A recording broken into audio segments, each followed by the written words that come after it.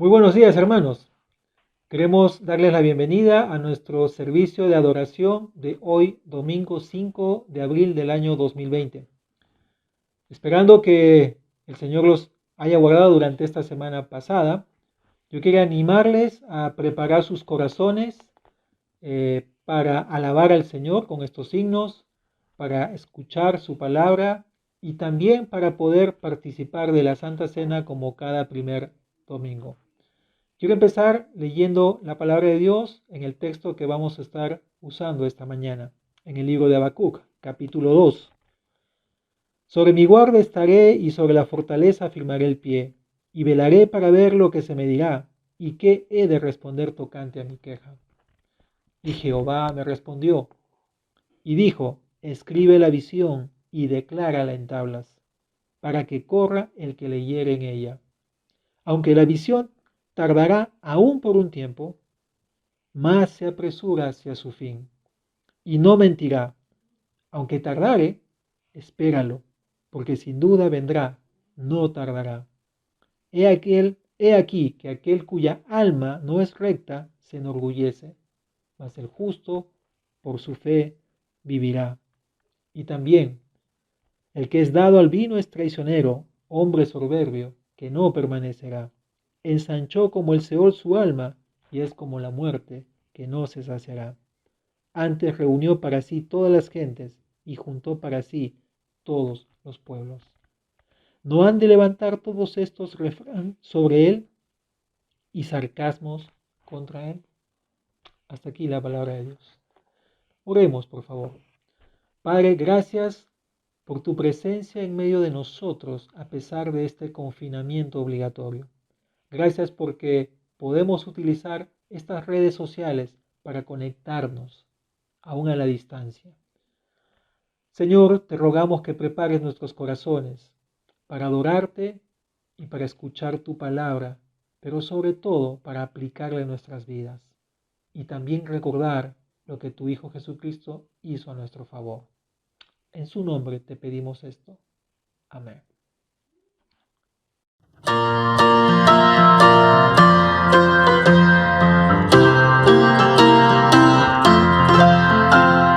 Cristo fiel te quiero ser, dame el poder, yo contigo quiero andar, sin vacilar, en tus pasos quiero seguir, cerca de ti, y si encuentro pruebas aquí, dame confianza en ti, dame ardiente corazón, lleno de amor, y tu Espíritu, Señor, como guiador,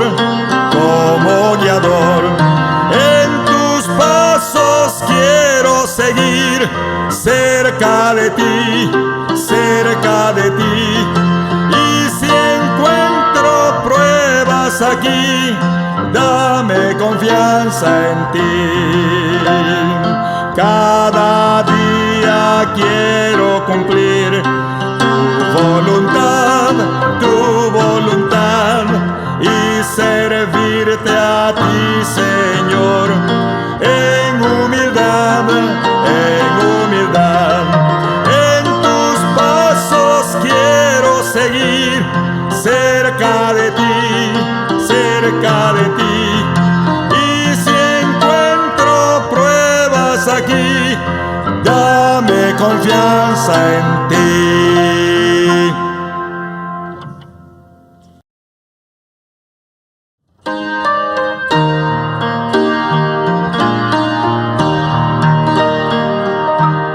Haz lo que quieras de mi Señor, tú el alfarero, yo el barro soy, dócil y humilde, anhelo ser, cúmplase siempre en mí tu querer.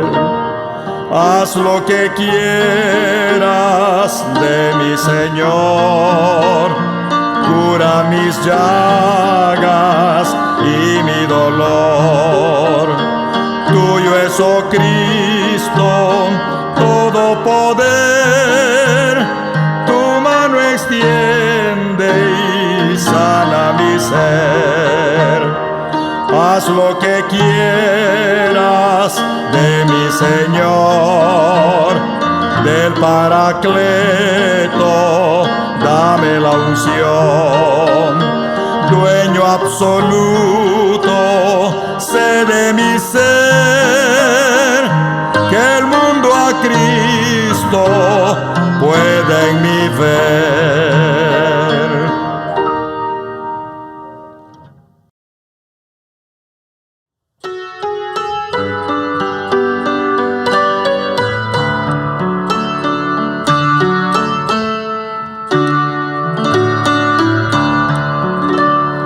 Salvador mío, como tú eres, puro y santo, quiero vivir, dejando atrás los vanos placeres, en tus pisadas quiero seguir. Hazme, oh Cristo, como tú eres, mi ser inunda con tu poder. Ven en tu gloria, Padre bendito, tu semejanza quiero tener. Quiero ser dócil, manso y humilde, siempre sumiso, siempre leal. Mi ser entero, gloria te rinde, busco anhelante tu santidad. Hazme, oh Cristo, como tú eres, mi ser inunda con tu poder. Ven en tu gloria, Padre bendito, tu semejanza quiero tener. Hoy purifica toda mi alma con fuego santo de tu altar, que desarraigue todo lo malo para que tú la puedas usar. Hazme, oh Cristo, como tú eres, mi ser inunda con tu poder. Ven en tu gloria, Padre bendito, tu semejanza quiero tener.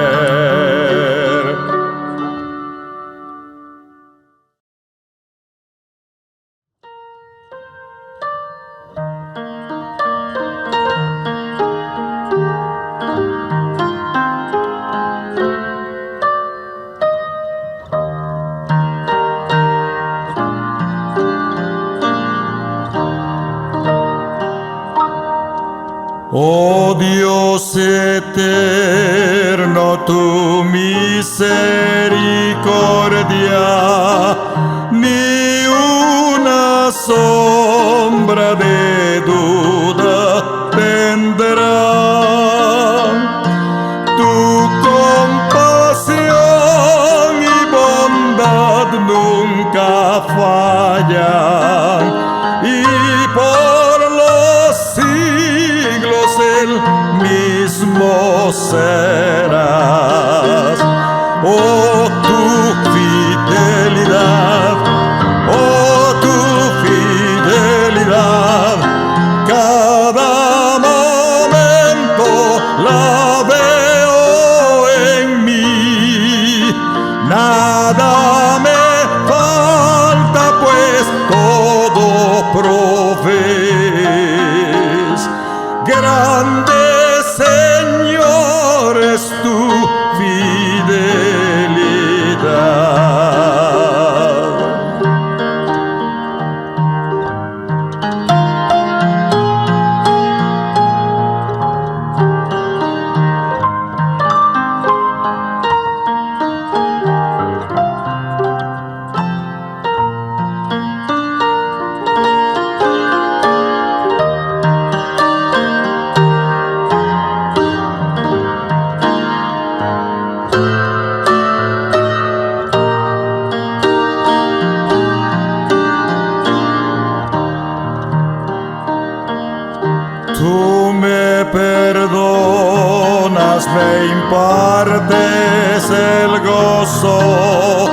tierno me guías por sendas de paz.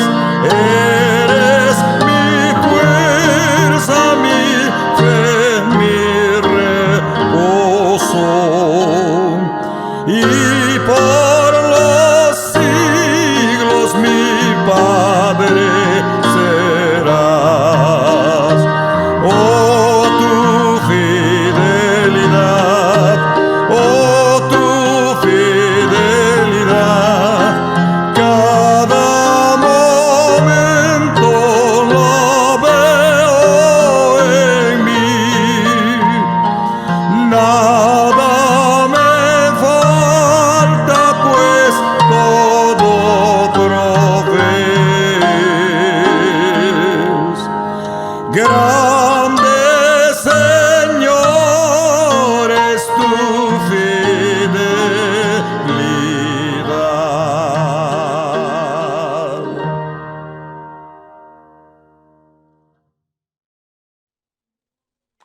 En el sermón anterior vimos que Habacuc expresó sus dudas sobre el proceder de Dios con unas preguntas bastante agudas. Él le preguntó a Dios si disfrutaba de la opresión en la tierra. Le preguntó si Dios desestimaba los derechos humanos en el mundo. Le preguntó a Dios si él exaltaba la gloria humana por encima de su propia gloria. Y también le preguntó si él toleraba la impunidad en este planeta. Hizo esto Habacuc porque no entendía el proceder de Dios. Pero la fe de Habacuc fue recompensada. ¿Se acuerdan? La semana pasada él se apostó en el atalaya para esperar una respuesta de Dios. Su fe fue recompensada, como les dije. Dios le respondió. Y si nosotros nos comportamos como Habacuc, podemos estar seguros también de que podemos ver las promesas del Señor. En este sermón vamos a reflexionar acerca de la respuesta que Dios le dio a Habacuc. Y él halló en esta respuesta ánimo y desafío para enfrentar su incredulidad del proceder de Dios. Y mi anhelo es que juntos podamos descubrir esto también. La respuesta de Dios le animaba a tres cosas. La primera, a confiar en la profecía divina. La segunda, a continuar llevando una vida de fe. Y la tercera, a considerar la perfecta justicia de Dios. Así que, hermanos, espero que en el transcurso de este sermón podamos aprender estas tres cosas. Lo primero que Habacuc descubrió en la respuesta de Dios fue que él debía confiar en la profecía divina. Dice Habacuc 2:2, y Jehová me respondió y dijo, escribe la visión. El término visión se refiere a la revelación que Dios le dio de Babilonia respecto a su futuro. Para que el creyente entienda lo que Dios está haciendo en el mundo, es de vital importancia entender la naturaleza de la profecía. Al hacer esto, el creyente adquiere mucho consuelo para su vida. La profecía es un elemento básico en la enseñanza bíblica acerca de la salvación que Dios ha traído a este mundo. Por eso, si nosotros queremos disfrutar de calma y aún de gozo en medio de una circunstancia difícil como la que estamos viviendo, necesitamos aprender los principios básicos de la profecía. Dios le dijo a Habacuc que al escribir esta visión, él debía declararla en tablas. Dice así, escribe la visión y declárala en tablas. ¿Qué significa esto? Que Dios simplemente quería que se hiciera pública. Y Dios quería que se hiciera pública por dos razones. La primera Dice en ese verso 2 también, para que corra el que leyere en ella. Es decir, Dios quería que el pueblo de Israel, el pueblo de Judá, el mismo profeta, comprendieran fácilmente, comprendieran con toda la claridad posible lo que Dios haría con Babilonia. ¿Recuerdan? El profeta había preguntado, ¿por qué no haces nada? ¿Por qué estás trayendo a los caldeos? Y Dios le está diciendo, tú vas a entender el por qué. Dios le está aclarando y él quería que todos entendieran esto.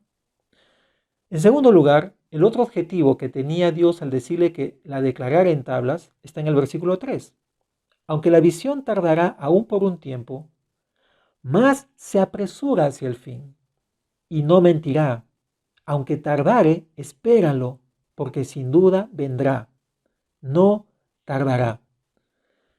El segundo propósito es que Dios quería que en el futuro esta profecía quedara como el testimonio de que Él dijo lo que iba a suceder y se cumplió. ¿Se acuerdan que el profeta estuvo preguntando ¿hasta cuándo? En el capítulo 1, ¿hasta cuándo tú no harás nada? Y Dios le dijo, escríbelo, escribe esta visión para que la gente sepa que lo que yo dije se cumplió. Entendamos que en el sentido más restringido, profecía se refiere a la predicción inspirada del porvenir. La profecía tiene un lugar singular e importante en las Escrituras. La Biblia es esencialmente una palabra profética. Dios trasciende el tiempo y el espacio y Él puede hablar perfectamente de lo que pasa en el pasado, de lo que pasa en el presente y de lo que sucederá en el porvenir.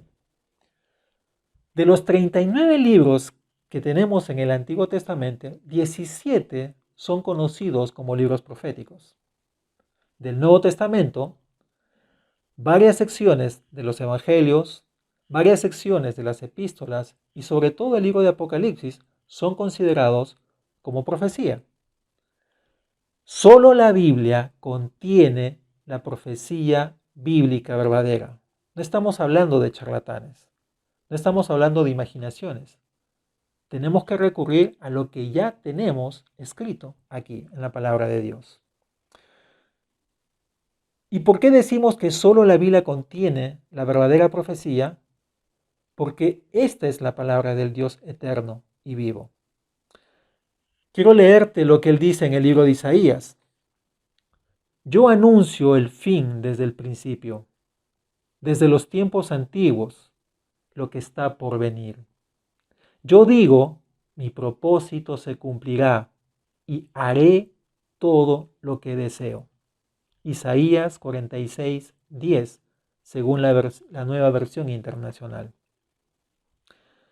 Las características de la profecía bíblica nos la explica el apóstol Pedro en su primera y su segunda carta.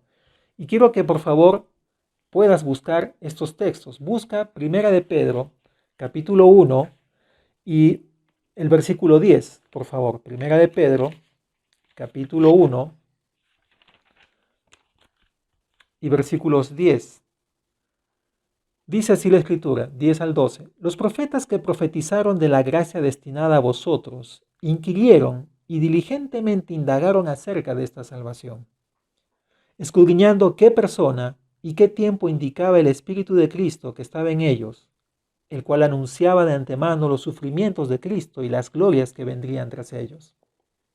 A estos se les reveló que no para sí mismos, sino para nosotros, administraban las cosas que ahora os son anunciadas por las que os han predicado el Evangelio por el Espíritu Santo enviado del cielo, cosas en las cuales anhelan mirar los ángeles. El gran tema de las profecías bíblicas es la persona de Jesucristo. Nos habla acerca de su persona, su venida, sus sufrimientos expiatorios y su próximo retorno glorioso. Eso nos dice el versículo 11. Escudriñando qué persona y qué tiempo indicaba el Espíritu de Cristo que estaba en ellos. En segundo lugar, lo que nos dice Pedro es que hay una perfecta armonía entre las profecías del Antiguo Testamento y las del Nuevo Testamento. Note lo que sigue diciendo ese verso 11, el cual anunciaba de antemano los sufrimientos de Cristo y las glorias que vendrían tras ellos. Los sufrimientos estaban en el Antiguo Testamento, las glorias también, y lo mismo sucede en el Nuevo Testamento. Uno explica lo otro. Otra característica es que el Espíritu Santo es el único autor de las profecías de la Biblia. A esto se les reveló que no para sí mismos, sino para nosotros administraban las cosas que ahora son anunciadas por los que os han predicado el Evangelio por el Espíritu Santo enviado del cielo. ¿Te das cuenta? El Espíritu Santo dice aquí. En cuarto lugar, la profecía bíblica nos ayuda a esperar el gran día del Señor, es decir, su retorno. Esto lo vemos en la segunda carta del apóstol Pedro, en el capítulo 1 también. Mira lo que dice el verso 19, segunda de Pedro 1:19. Tenemos también la palabra profética más segura, a la cual hacéis bien en estar atentos, como a una antorcha que alumbra en lugar oscuro, hasta que el día esclarezca y el lucero de la mañana salga en vuestros corazones. La profecía es como esa antorcha, como esa linterna, que nos ayuda a esperar el gran día, la venida de Jesús. Esa es la profecía. En último lugar, déjame decirte que ninguna profecía es de interpretación privada. ¿Qué significa esto? Que siempre debe ser interpretada de acuerdo al contexto de toda la Escritura. Dice ese versículo 20 y 21, entendiendo primero esto, que ninguna profecía de la Escritura es de interpretación privada, porque nunca la profecía fue traída por voluntad humana, sino que los santos hombres de Dios hablaron siendo inspirados por el Espíritu Santo. Una solamente dirigía a cada uno de estos personajes. Estas son las características de la profecía bíblica. Dios le dijo a Habacuc, escribe la visión. Con eso le estaba diciendo, confía en lo que yo estoy diciendo que va a suceder en el futuro. Para el pueblo cristiano, en este tiempo, que está perplejo, asombrado por lo que sucede en el mundo por esta crisis sanitaria debido al coronavirus, la profecía bíblica sigue siendo la respuesta de Dios. Él sabe el curso del futuro de la historia y Él tiene un propósito para su iglesia. Él hará que todo lo que Él ha dicho se cumpla en el momento exacto, ni más ni menos. A veces puede resultar difícil la espera, pero recuerden lo que nos dice 2 de Pedro, capítulo 3, verso 8. Mas, oh amados, no ignoréis esto, que para con el Señor un día es como 1000 años, y 1000 años como un día. Por tanto, esperemos la visión, porque es certera, es segura y jamás ha de fallar. En segundo lugar, lo que Habacuc tuvo que aprender de la respuesta de Dios es que él debería continuar llevando una vida de fe. Si volvemos al libro de Habacuc, al capítulo 2, el verso 4, dice el texto, he aquí que aquel cuya alma no es recta se enorgullece, mas el justo por su fe vivirá. Ahí está la clave. Por si acaso, este versículo 4 es el punto central de todo este libro profético y es uno de los temas más importantes de la Escritura. El Nuevo Testamento lo cita 3 veces: Romanos, Gálatas y el libro de Hebreos. En este versículo podemos observar que Dios hace un contraste entre el orgulloso y el justo. Aquí el orgulloso es Babilonia, aquel que se jactaba de su poder para conquistar. Si recordamos un poquito lo que dice el capítulo 1, por favor, en ese verso 10, dice, escarnecerá a los reyes, Babilonia, y de los príncipes hará burla, se reirá de toda fortaleza y levantará terraplén y la tomará. Miren mucho más adelante, versos 15 y 16. Sacará a todos con anzuelo los recogerá con su red y los juntará en sus mallas, por lo cual se alegrará y se regocijará. Por esto hará sacrificios a su red y ofrecerá sahumerios a sus mallas, porque con ellas engordó su porción y engrasó su comida. Ahí estaba su jactancia. Pero no solo eso, sino que era una nación dispuesta a conquistar todo lo que estaba delante de ella. No había límites para su ambición. El verso 6 del capítulo 1 dice, porque he aquí yo levanto a los caldeos, nación cruel y presurosa, que camina por la anchura de la tierra para poseer las moradas ajenas. En contraste están los justos que estaban siendo oprimidos en el pueblo de Judá, y los justos que iban a sufrir después con la invasión caldea. Pero tal vez la pregunta que tenemos que hacernos esta mañana es, ¿qué significa esta frase de mas el justo por su fe vivirá? Para entenderla tenemos que meditar en el mismo contexto. Como les dije, el justo es mencionado en la primera parte de este capítulo 1. Dice, ¿no es cierto?, ese verso 4, por lo cual la ley es debilitada y el juicio no sale según la verdad, por cuanto el impío asedia al justo. Por eso sale torcida la justicia. Aquí está siendo comparado con los impíos que gobernaban o tenían el control de la ley y de la justicia y abusaban de los justos.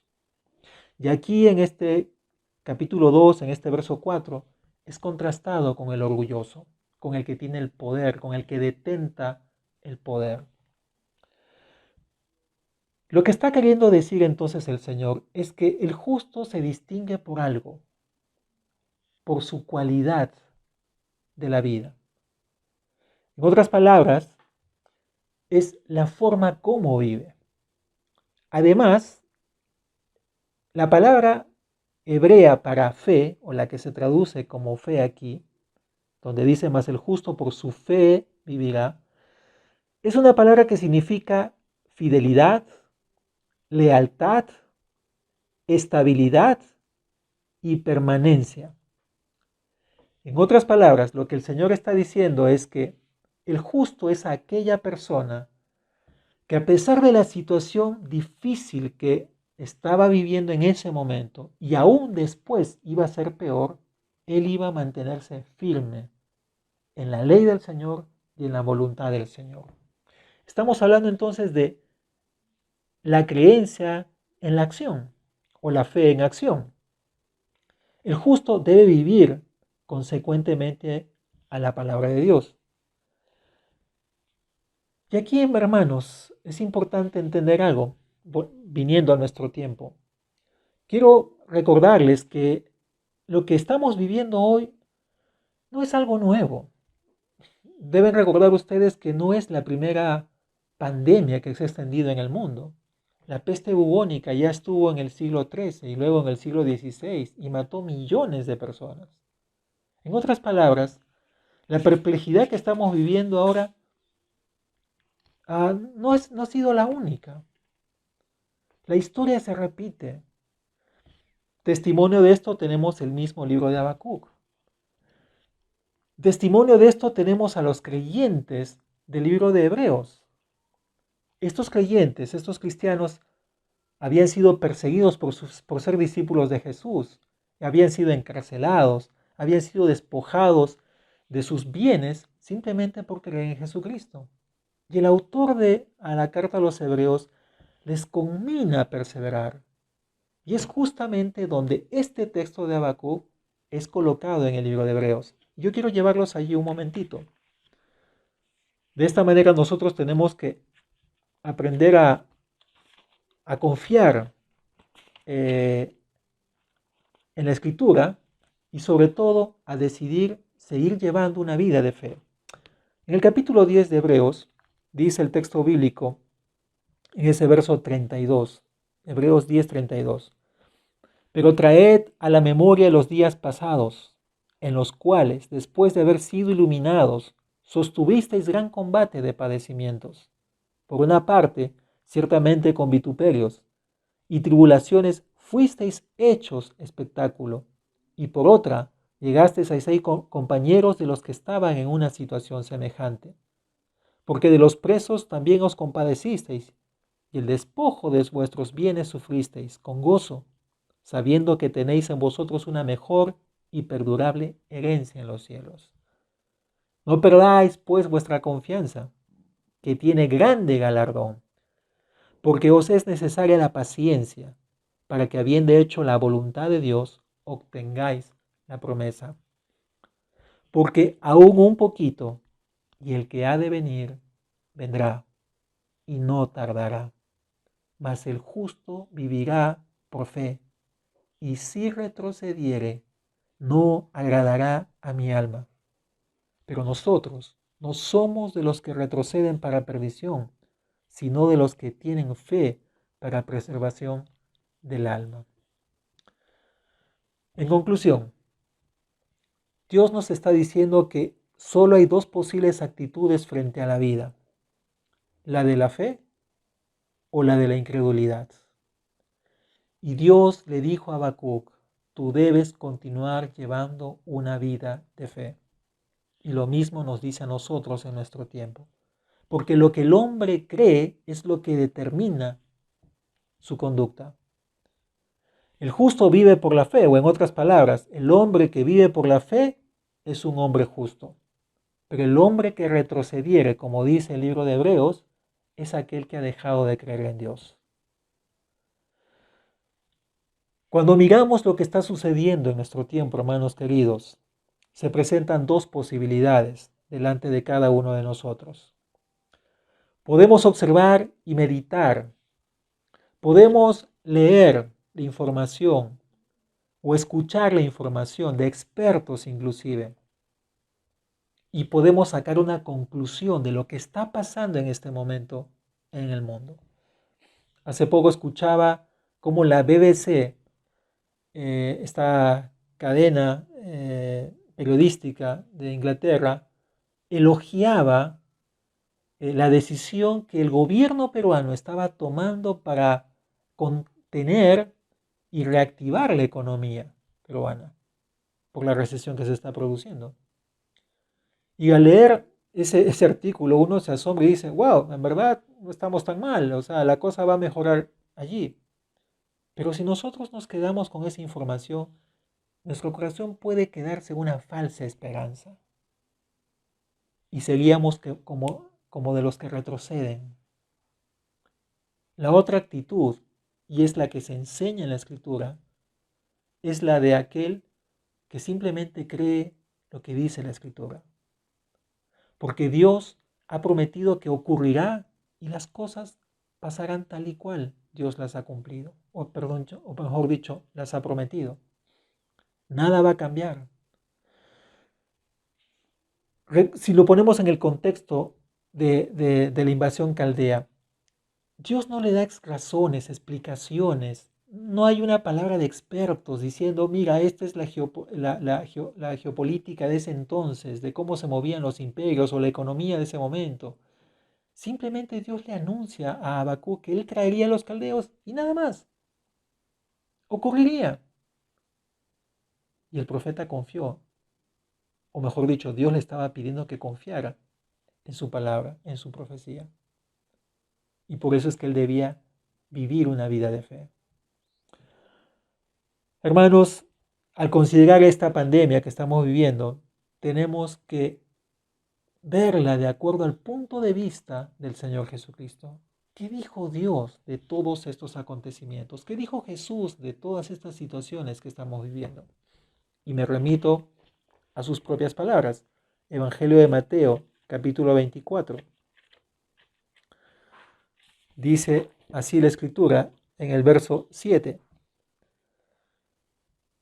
El contexto es que los apóstoles, los discípulos le han preguntado: ¿cuándo será el día de su retorno? Y Jesús responde estas palabras, entre las muchas cosas que dice: porque se levantará nación contra nación y reino contra reino.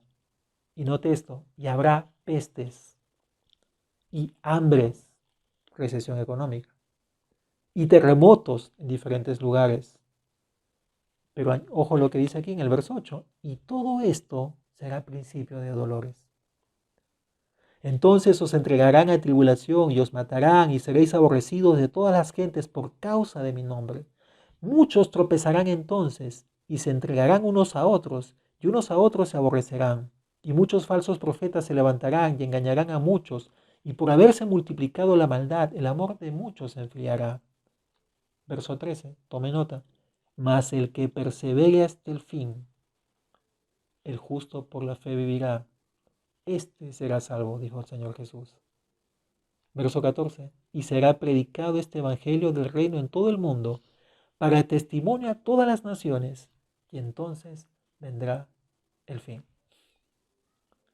En otras palabras, usted y yo podemos llenarnos de especulaciones acerca de lo que es esta pandemia. Una coincidencia, lo produjo un gobierno, se le escapó esto a los científicos o fue simplemente una situación que no supieron manejar epidemiológicamente. Podemos meterle todas esas cosas o podemos creer lo que dice la palabra. Esta es la mano de Dios. Son simples acontecimientos que están preparando su venida. Hermanos, tenemos que seguir llevando una vida de fe. En tercer lugar, Habacuc tuvo que descubrir una tercera cosa, y esta es que él debía considerar la perfecta justicia de Dios. Si volvemos al texto de Habacuc, remitámonos por favor al versículo 5 y la primera parte del verso 6. Dice así textualmente: y también el que es dado al vino es traicionero, hombre soberbio, que no permanecerá. Ensanchó como el Seol su alma, y es como la muerte, que no se saciará. Antes reunió para sí todas las gentes, y juntó para sí todos los pueblos. ¿No han de levantar todos estos refrán sobre él y sarcasmos contra él? Quiero leerte otra versión. Dice: el hombre arrogante, traicionado por el vino, no se queda en casa. Ensancha como el Seol su alma, y es como la muerte que nunca se sacia.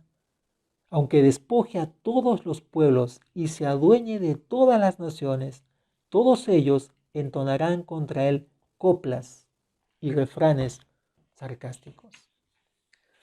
En otras palabras, a pesar de que los caldeos iban a prosperar por un tiempo, el límite de su prosperidad ya tenía fecha de caducidad. El impío va a poder triunfar por un tiempo, podrá extenderse como laurel verde, como dice uno de los salmos, pero no permanecerá. Tal vez la inquietud, la perplejidad viene para el creyente con esta pregunta: ¿pero por qué Dios lo permite? O sea, ¿por qué Dios permite que triunfen seres tan malos? ¿O por qué Dios permite una pandemia? Hermanos queridos, simplemente para que Dios lleve a cabo sus propósitos, para que este mundo tropiece bajo los pies del mal y para que se revele por fin la gloria y la soberanía de Dios un día.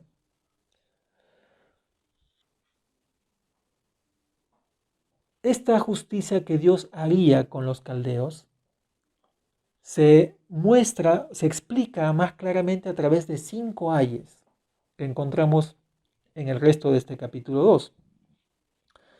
Todos los ayes, que lo hemos leído al comienzo, enseñan algo importante.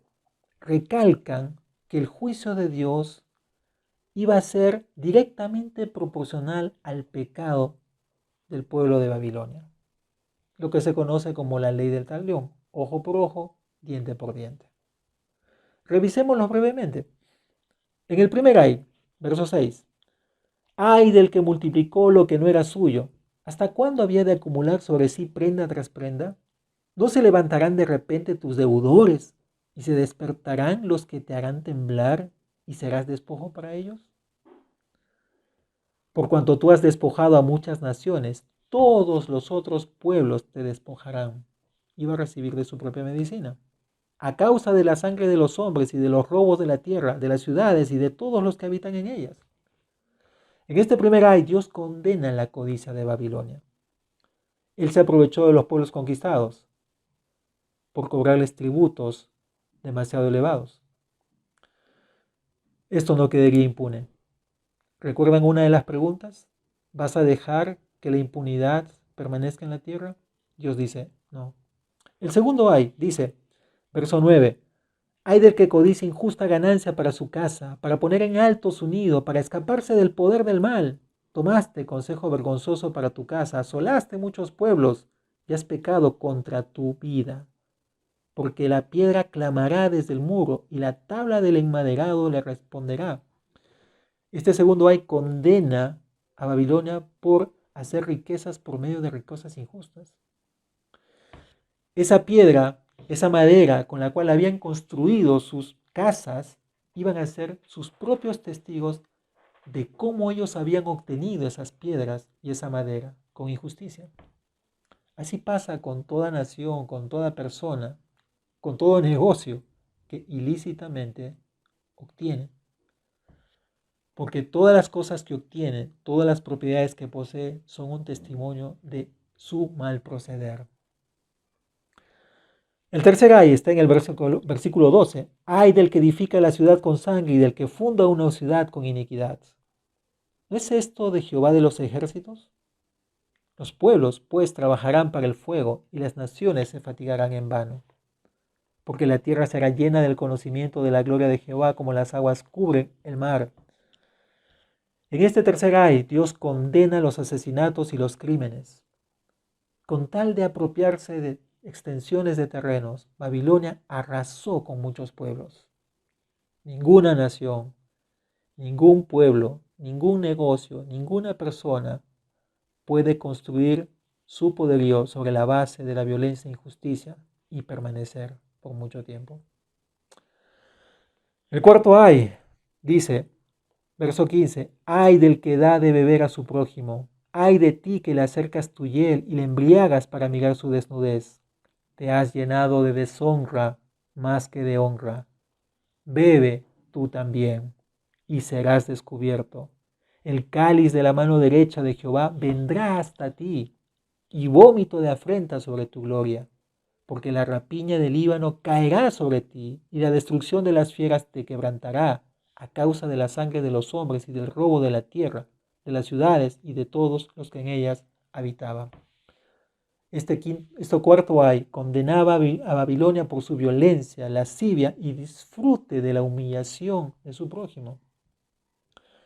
Se compara la actitud de Babilonia con esta persona inescrupulosa que es capaz de embriagar a su propio vecino para despojarle de sus ropas y disfrutar de su desnudez. Eso es lo que Dios condenaba de Babilonia. Y en quinto lugar, está ese ay que dice en el verso 18, ¿de qué sirve la escultura que esculpió el que la hizo? La estatua de fundición que enseña mentira, para que haciendo imágenes mudas confíe el hacedor en su obra. Ay del que dice al palo, despiértate, y a la piedra muda, levántate. ¿Podrá él enseñar? He aquí está cubierto de oro y plata, y no hay espíritu dentro de él. Mas Jehová está en su santo templo, calle delante de él toda la tierra. En este quinto ay se condena la idolatría de Babilonia, porque Babilonia creía que sus dioses eran más poderosos que los dioses de las tierras conquistadas y estaban convencidos que sus dioses les inclinaban a la conquista. Y Dios detestaba esto. Normalmente en la palabra de Dios, la idolatría siempre está asociada a la injusticia.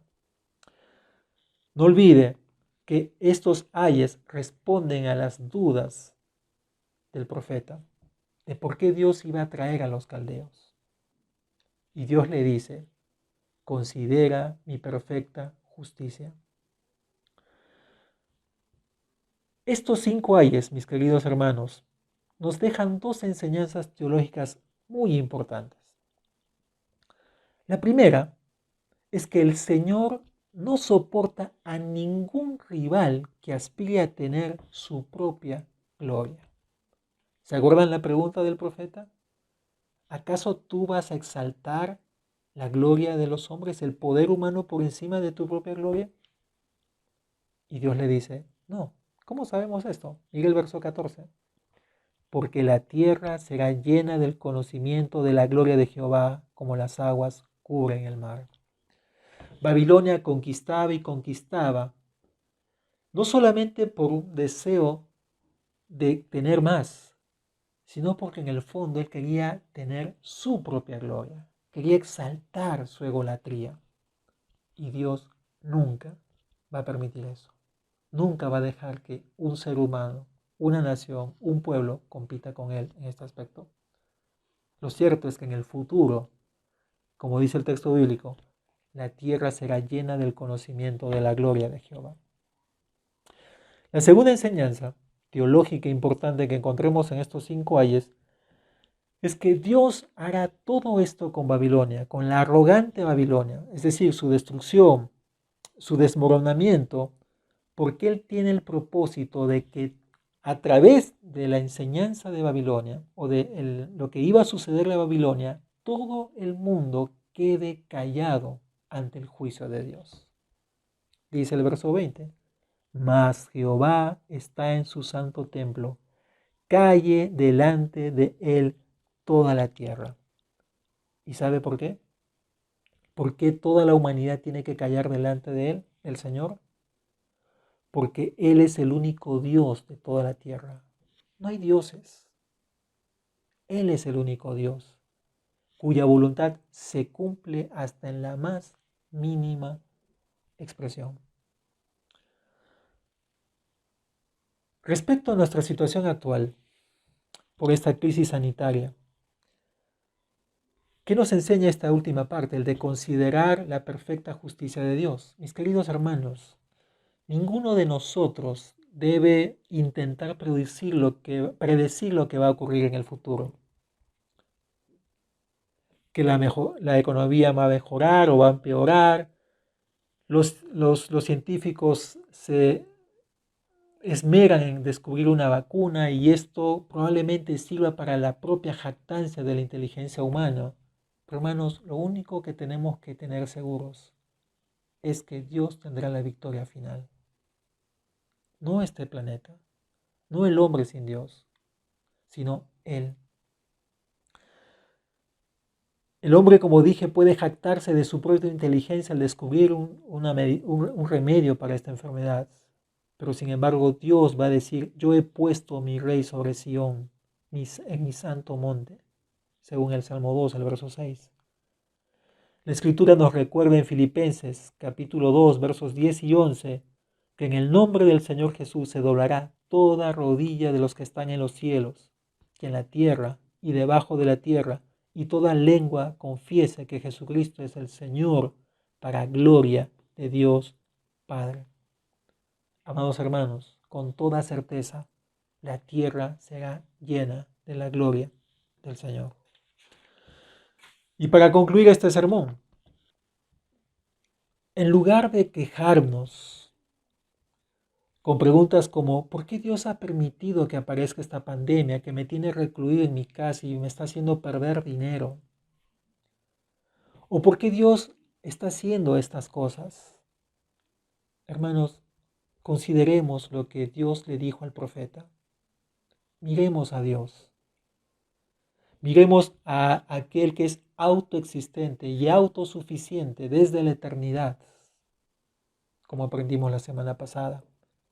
Tapemos con la mano nuestra boca que está presta a hablar insensateces. Tomemos conciencia de quién está sentado en el templo de todo el universo. Humillémonos y postrémonos delante del Señor. Hermanos, necesitamos adoptar esta actitud. ¿Qué es lo que aprendió Habacuc y qué es lo que nosotros debemos aprender? 3 cosas. Tenemos que confiar en la profecía divina, la palabra profética más segura, nos dice el apóstol Pedro. En segundo lugar, tenemos que continuar llevando una vida de fe. El justo por la fe vivirá, nos recuerda Habacuc. Y en tercer lugar, debemos considerar la perfecta justicia de Dios. Dios no dejará impune el pecado en la tierra. Y Él hará que toda la tierra sea llena de su gloria o del conocimiento de su gloria. Y hará que todo el mundo quede bajo su juicio. Hermanos, que estas palabras nos animen en el transcurso de estos próximos días. Que Dios les bendiga. Vamos a despedir orándonos. Padre, gracias por tu palabra.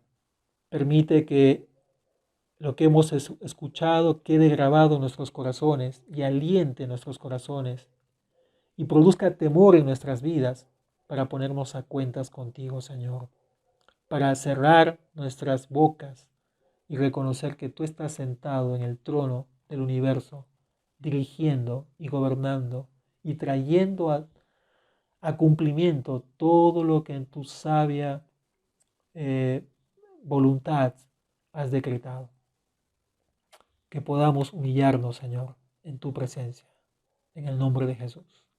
Amén. Que Dios les bendiga.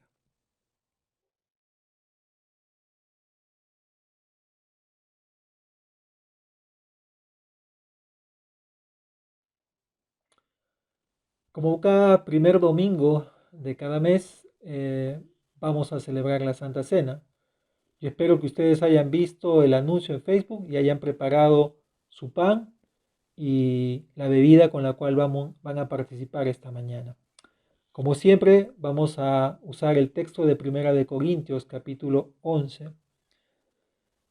Empecemos orando. Señor, gracias por lo que tú has hecho a través de Jesucristo en nuestras vidas, por tu salvación a nuestro favor, por haberlo enviado en forma humana, por haberse encarnado Él y haber cumplido toda tu ley y el haber ido a la muerte en expiación por nuestros pecados.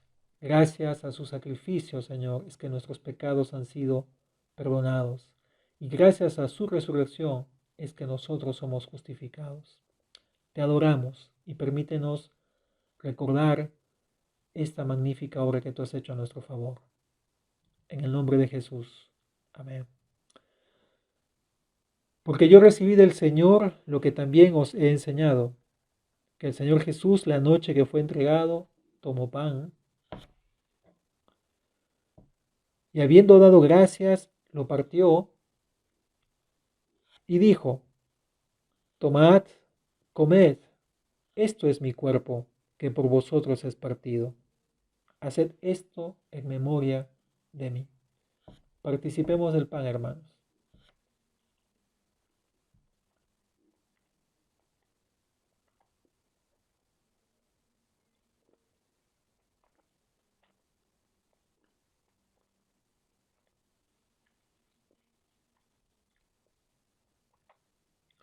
Continúa el apóstol Pablo. Asimismo, tomó también la copa después de haber cenado, diciendo: esta copa es el nuevo pacto en mi sangre. Haced esto todas las veces que la bebierais, en memoria de mí. Participemos de la copa.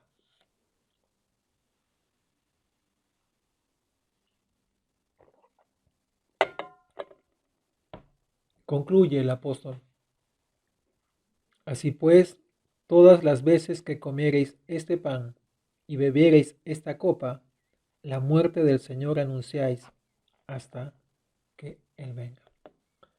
Que la gracia, la paz y la misericordia del Señor esté con nosotros, mis queridos hermanos. Dios les bendiga. Ahora estamos en nuestra sección de anuncios y queremos comunicarles que este próximo miércoles tenemos una vez más una reunión con todas las iglesias del Consejo Directivo Regional del Sur. Así que les animamos a buscar la dirección que va a estar en el Facebook nuestro para que se unan a partir de las 7 de la noche de este próximo miércoles. Asimismo, también queremos recordarles que nuestra iglesia hija de Gregorio Albarracín está organizando una campaña evangelística donde el pastor Abraham estará siendo el expositor y nosotros vamos a unirnos también a ellos. Así que les voy a pedir que estén compartiendo las direcciones o los enlaces con sus amistades y familiares. Es más, háganlo con la familia que vive con ustedes y que aún no conoce al Señor.